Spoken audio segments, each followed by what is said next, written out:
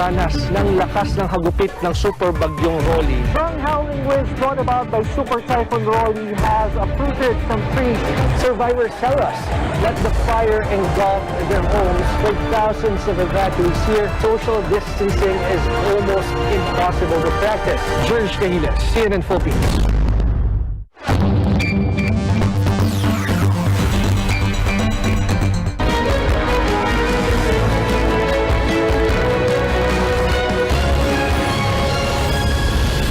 This is Newsnight, where we go above and beyond the headlines. I'm Ruth Cabal, sitting in for Pio Ontiveros. Tonight on the program, some good news for many commuters and jeepney drivers badly hit by the pandemic. Beginning next week, more passengers will be allowed in public utility vehicles and train lines. Despite declining COVID-19 infections, Metro Manila will not ease quarantine restrictions just yet. More areas, meanwhile, will carry out the alert level system next month. And thousands of Filipinos line up to meet the deadline for voter registration as presidential aspirants make the rounds and weigh in on issues, this time on testing hopefuls for drugs.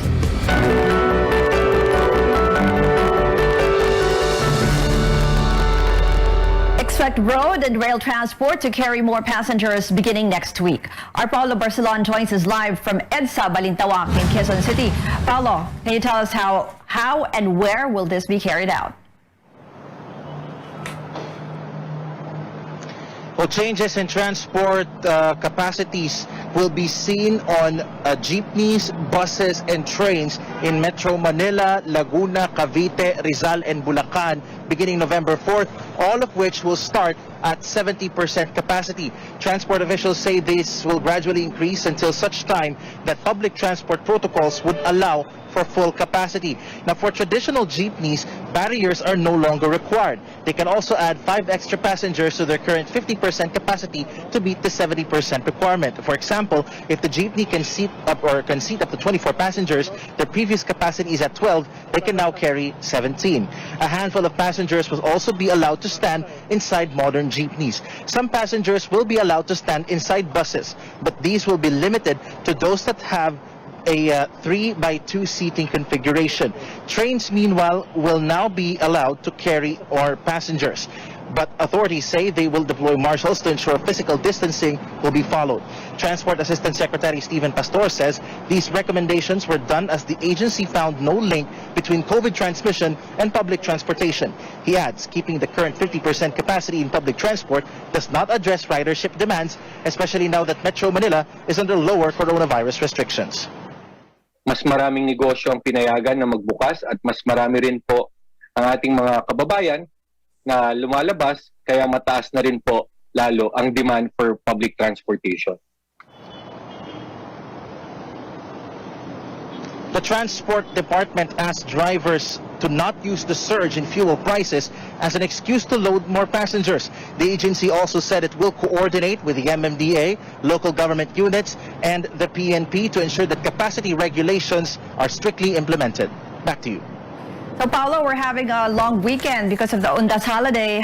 And many are heading to the provinces, so how's traffic there right now?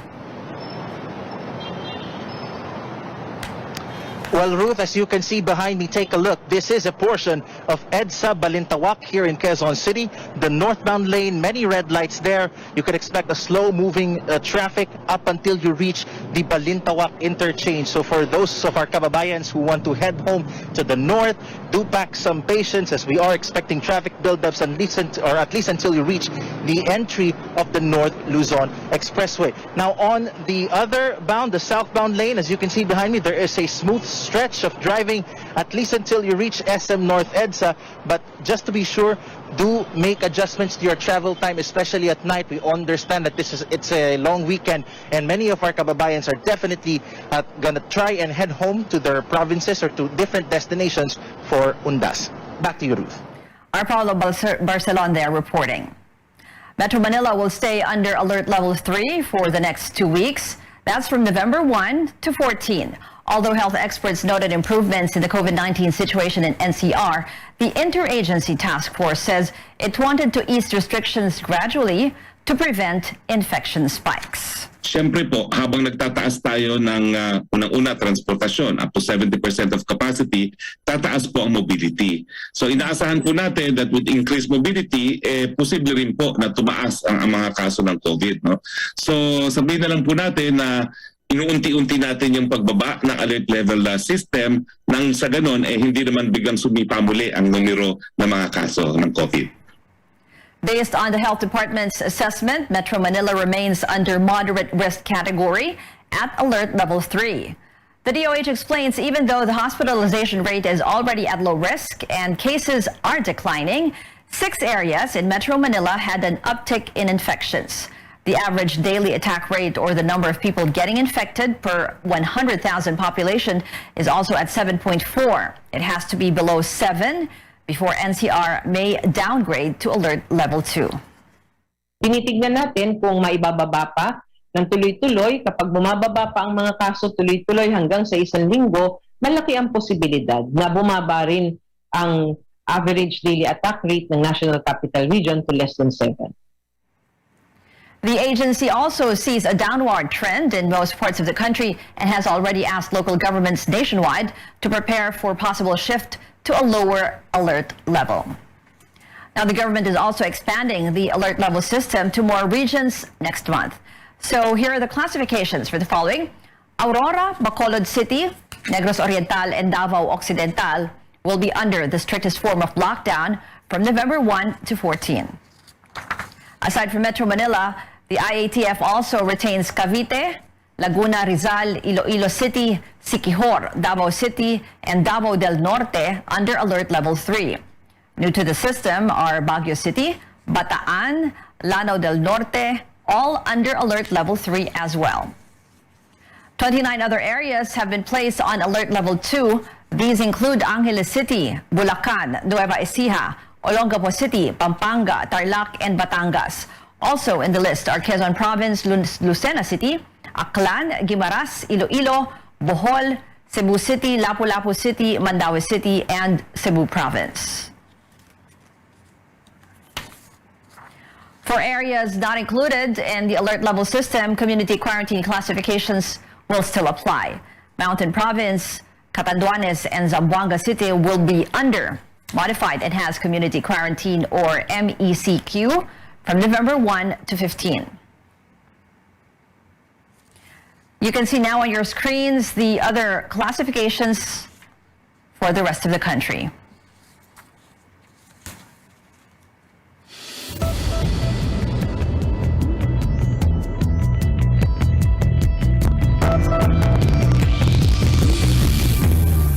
The country is on alert and still monitoring developments on a sublineage of the highly contagious Delta variant of the coronavirus. The health department did not give any recommendations yet on additional restrictions for travelers from areas where the sublineage was detected. The agency says current protocols are working against the entry of variants. Sublineage yan ng Delta, and may assumption no, na baka parang Delta rin ang epekto nito. No one can ever be prepared for any type of variant. Kasi pinag-aaralan di ba? Katulad yung Delta variant, o sabi nila ang transmissibility is this much. Sabi nila may immune escape this much. Pero hanggang sa ngayon pinag-aaralan, di ba? How much it has affected the vaccines, how much it has affected the different populations in the world. So how can you be prepared when science and evidences are continuously evolving? The AY42 sublineage has been tagged as variant under investigation in the United Kingdom after a recent rise in cases there. The UK Health Security Agency said this type of virus is slightly more transmissible than the original Delta variant.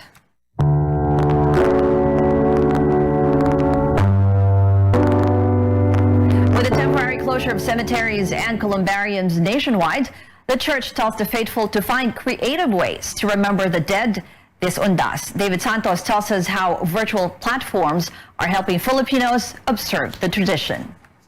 For cemetery cleaner Rodel de Guzman, the pandemic is also killing his business even during Undas. From an average of 20 clients a day, he's now down to at least 3, and some transactions are done online. Bibidyo call ka nila para makita nila yung punti nila, para makita po naman po nila na inayos nyo.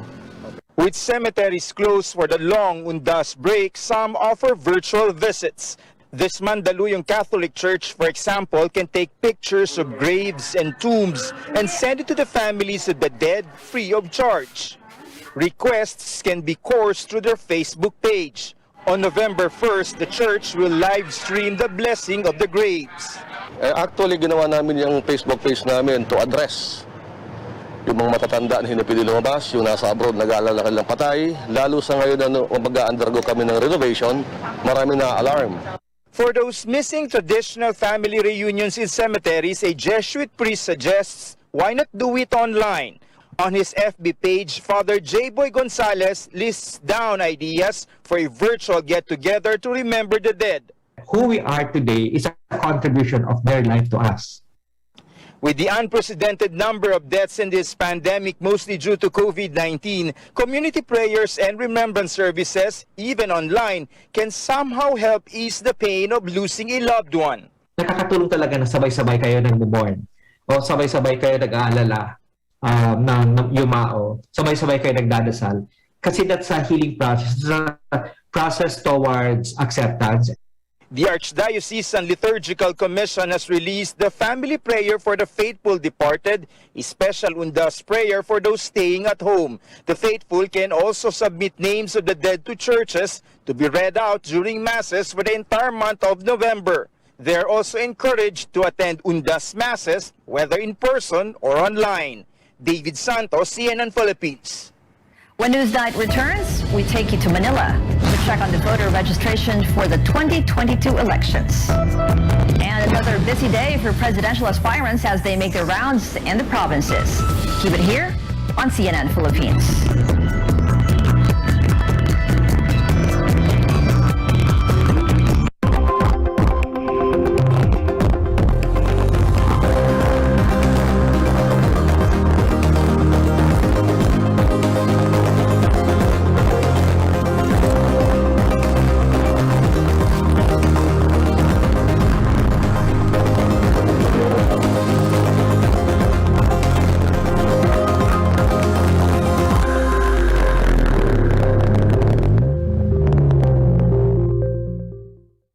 Ba talaga ang Pure Food Tender Juicy? The best! No more questions, Your Honor. Walang duda! Pinaka-tender, pinaka-juicy, at pinaka-masarap. Kaya number 1. Pa-order by the court! Walang duda! Kids can tell, number 1 ang Pure Food Tender Juicy. In everything you do, make sure you choose what's true. We always follow our hearts, so true adventures come our paths. Dreams and aspirations, giving spark to all our passions. Stay true and you know what to do. The bonds that are true. We choose what's true. We choose GSM Blue. Choose what's true. 'Cause I'm on GSM Blue. Choose what's true. Choose what's true. Dahil ito ang GSM Blue.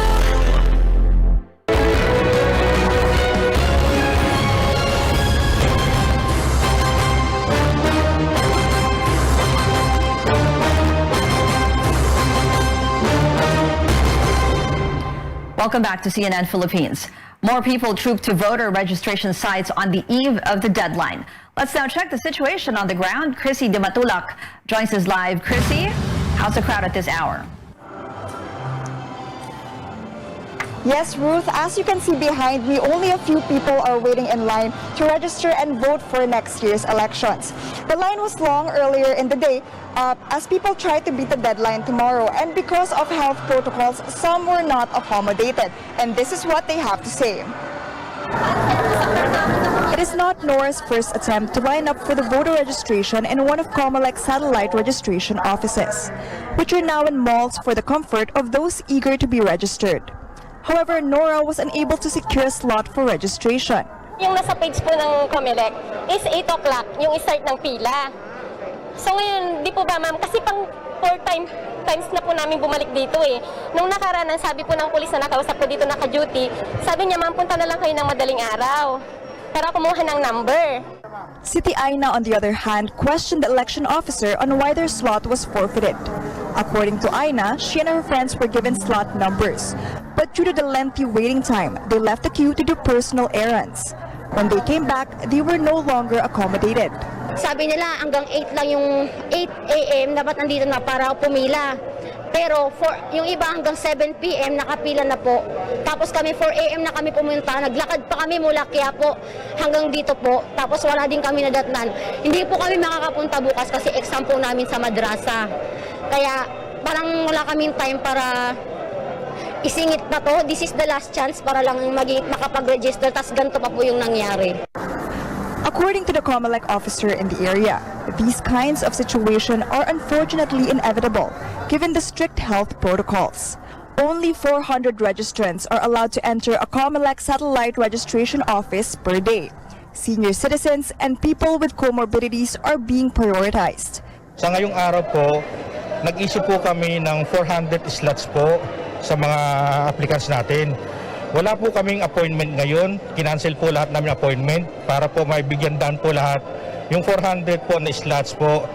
Yun sa 400 slots po, hindi po kaya kasama po dyan yung mga priority lanes po natin. Pati po yung mga PWD, senior citizen, buntis, hindi po kasama sa mga nabigyan ng number po yun. As they come po yung mga senior natin, dire-diretso po yun. The officer added they have received more than 5,000 applications since the registration began. They are expecting more people will attempt to make last-minute registrations on Saturday, which is the last day. Ruth, COMELEC spokesperson James Jimenez says field offices have yet to submit their assessment on voter registration turnout. For those who still want to register, can check the Facebook pages of local COMELEC offices to see which establishments can still accommodate applications on the last day. Back to you, Ruth. Chrissy de Matulak there reporting. President Duterte has signed into a law a measure postponing the first regular elections of the Bangsamoro Autonomous Region in Muslim Mindanao, or BARM. The regional polls will be moved from 2022 to 2025. In 2018, President Duterte signed the Bangsamoro Organic Law, which abolished the Autonomous Region in Muslim Mindanao, or ARMM. Sang-ayon po sa batas neto, binibigyan ng kapangyarihan ng ating presidente na mag-appoint ng hanggang 80 or 80 new interim members of the BTA who shall serve until June 30, 2025 or until their successors shall have been elected and qualified. The creation of the BARM raised hopes the Bangsamoro will have a chance at genuine self-governance that it has been fighting for decades. 2022 hopefuls weigh in on drug tests for candidates. Senatorial aspirant Rafi Tulfo earlier made the proposal to COMELEC. The tandem of Senators Ping Lacson and Tito Soto have no problem with this, offering to be the first to get tested. Lacson adds tests should be conducted randomly. Vice President Leni Robredo also agrees with the proposal, saying she is ready to be tested anytime. For Manila Mayor Isko Moreno and Senator Bato de la Rosa, the drug test is a must. De la Rosa's running mate, Senator Bongo, adds this will show voters if aspirants are fit for public service. Labor leader Leody de Guzman agrees the drug problem should be tackled, but through different means.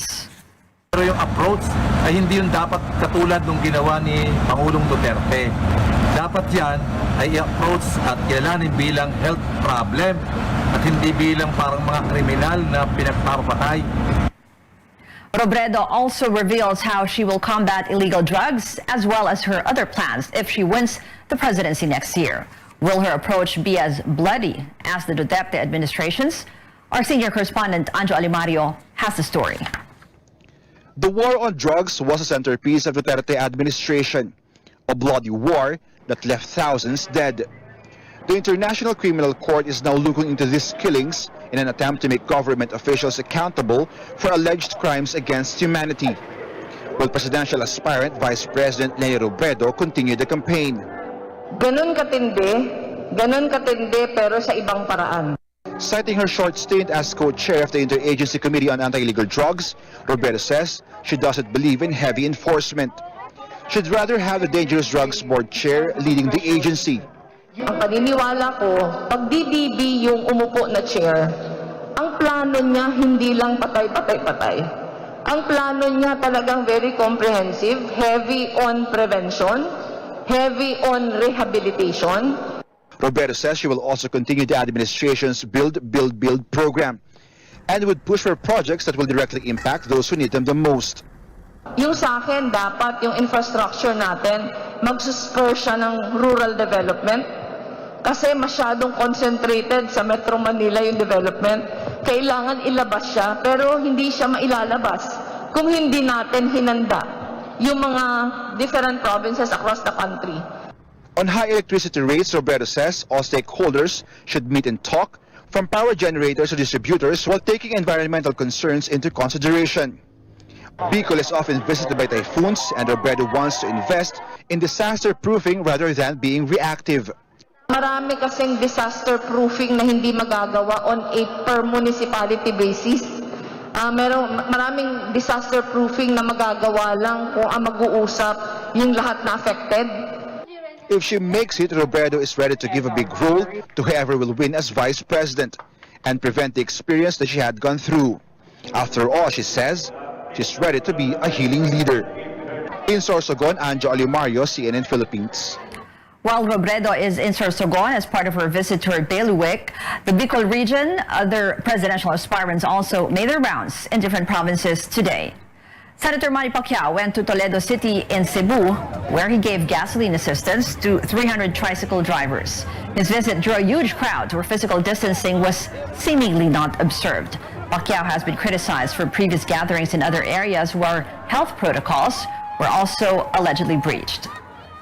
Manila Mayor Isko Moreno, meanwhile, met supporters in Quezon City. Moreno vowed to continue the Build program, but focus on projects involving housing, hospitals, and schools. He adds it's time someone not from elite clans take the reins. Lacson also went to Pampanga to talk to local leaders and residents. Still ahead on Newsnight. Social media giant Facebook is going meta, literally. The group changes its company name amid controversies. And singer Ed Sheeran finally drops his new album. He shares the inspiration behind Equals when we return.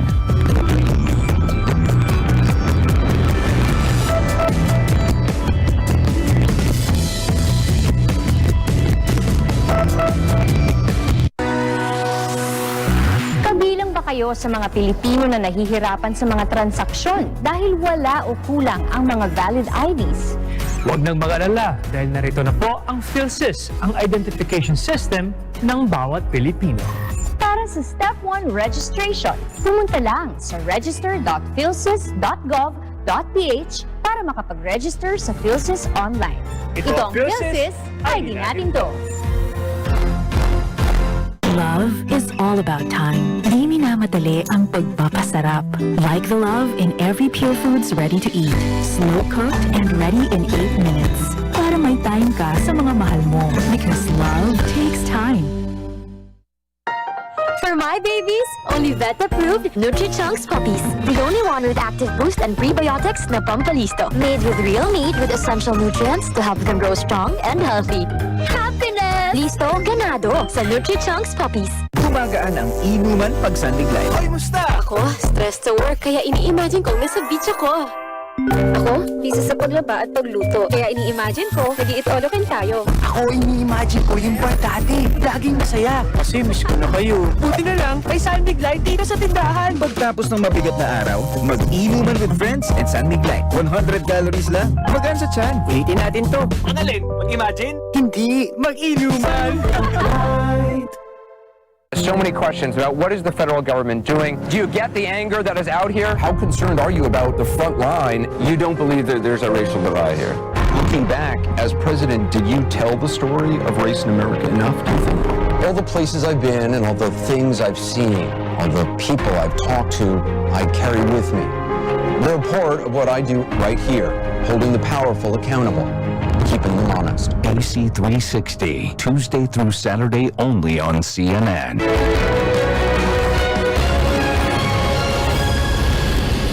Welcome back.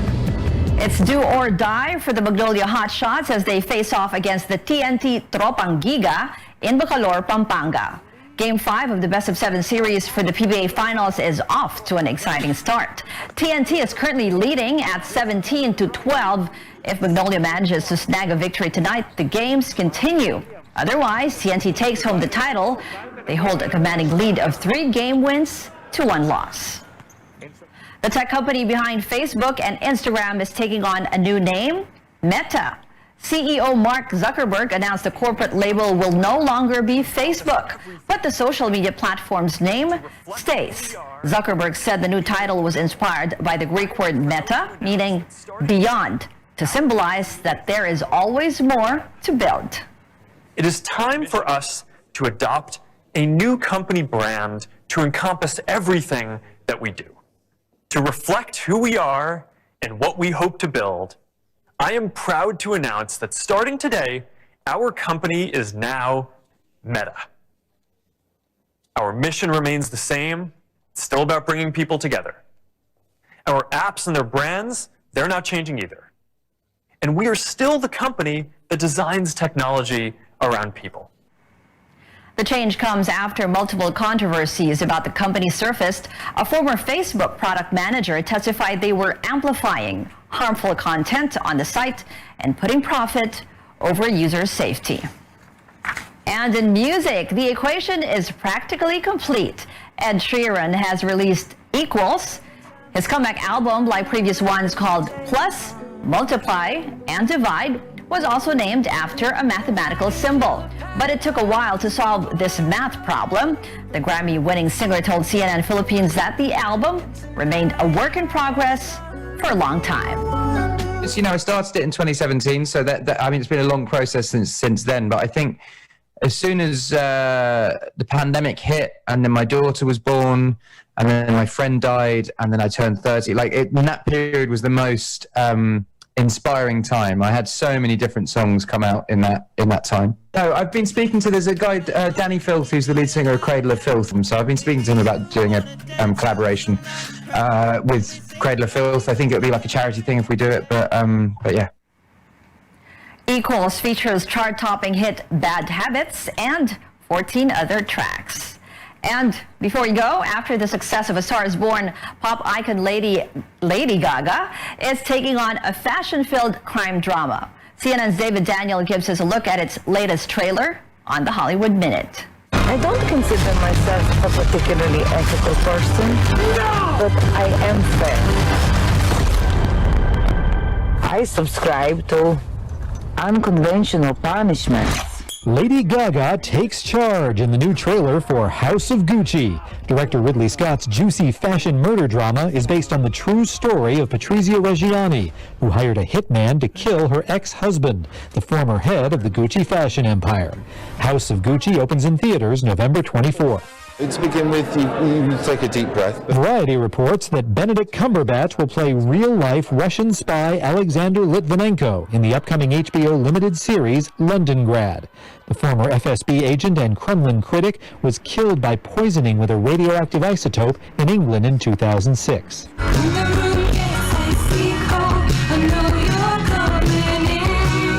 Here's a song you can really sink your teeth into this Halloween. Kesha's mom, Petey Siebert, who's written songs for some of music's top names, is releasing her haunting early 80s tune Vampire for the first time.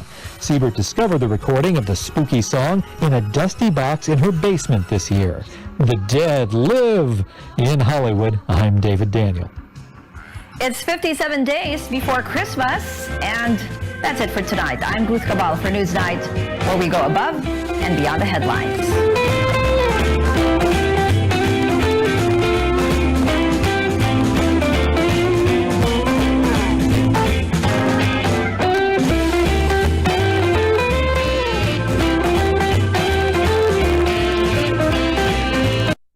This program is brought to you by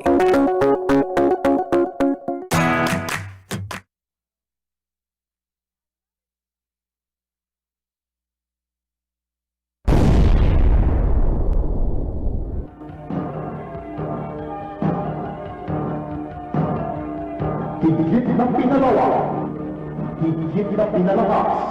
Sumasa iyo ang RPN Radyo Ronda. RPN DYKB Radyo Ronda Bacolod. RPN branches nationwide. Patuloy sa paglilingkod sa sambayanang Pilipino. DYKB Bacolod, mas pinalawak, mas pinalakas.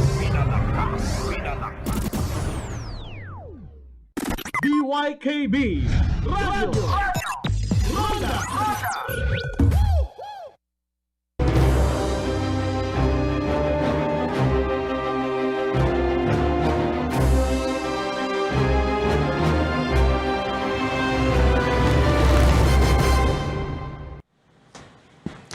Ngayong isa-isa nang nagsusulputan ang mga kakandidato sa 2022 elections, panahon na para kilalanin ang mga pagpipilian ng mga botante. Isa sa inaasahang tatakbong senador ang kilalang TV presenter na si Raffy Tulfo. Matapos ang higit 2 dekadang career sa broadcast, nagpaalam si Tulfo sa kanyang public service program. Formal siyang naghain ng COC nitong weekend. Matatandaang nanguna si Tulfo sa pinakabagong senatorial survey ng Pulse-Asia. Noong Hunyo, nasa pang-4 siya sa ranking ng senatorial preferences, kasunod ni na Senator Pacquiao, Mayor Isko at Mayor Inday Sara. Pero sa kasunod na Pulse-Asia survey nitong Setyembre, naungusan na ni Tulfo ang ibang tinitingnang posibleng kakandidato. At kaugnay niyan, makakapanayam natin ngayon. First time niya dito sa CNN Philippines, si senatorial aspirant Raffy Tulfo. Good evening. Okay lang ba? Is it okay if I call you Raffy or would you like Mr. Tulfo? Okay lang. Yeah. Raffy is okay. Raffy. Good evening.